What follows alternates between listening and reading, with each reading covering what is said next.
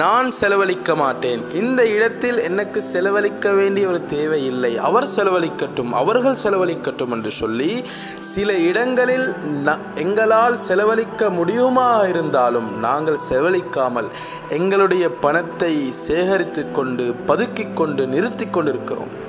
செலவழிப்பதை விட்டு தடுத்து கொண்டிருக்கிறோம். நபி ஸல்லல்லாஹு அலைஹி வஸல்லம் அவர்கள் சொன்னார்கள், லா தூகி ஃபயுகா அலைக், நீங்கள் உங்களுடைய பணத்தை செலவழிப்பதை விட்டும் தடுத்து விட வேண்டாம். அப்படி செய்வதாக இருந்தால் அல்லாஹ் உங்களுக்கு வரக்கூடிய ரிஸ்குகளை நிறுத்தி விடுவான் என்பதாக நபி ஸல்லல்லாஹு அலைஹி வஸல்லம் அவர்கள் கூறியிருக்கிறார்கள். கண்ணியமானவர்களே, நாங்கள் செலவழிக்க வேண்டும் என்பதை விரும்புவோம். ஏதோ ஒரு பயணத்துக்கு போகிறோம், ஏதோ ஒரு தேவைக்காக வேண்டி சேர்ந்து போகிறோம்.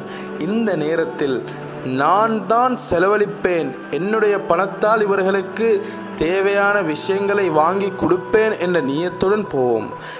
எப்படி ஒரு கிணற்றில் தண்ணியை எடுக்க எடுக்க அந்த ஊத்தால் தண்ணி வந்து கொண்டிருக்குமோ, எப்படி அந்த கிணற்றில் தண்ணி எடுக்காமல் விட்டால் அது அப்படியே தேங்கி விடுமோ, அதேபோல் எங்களுடைய பணத்தை நாங்கள் செலவழிக்க செலவழிக்க அல்லாஹ் அதை அதிகப்படுத்தி கொண்டே இருப்பான்.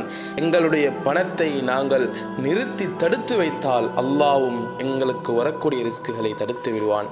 ஆகையால் அல்லாஹ் தந்திருக்கக்கூடியதை ஹலாலான முறையில் செலவழிக்கக்கூடிய மக்களில் எங்கள் அனைவரையும் ஆக்குவானாக.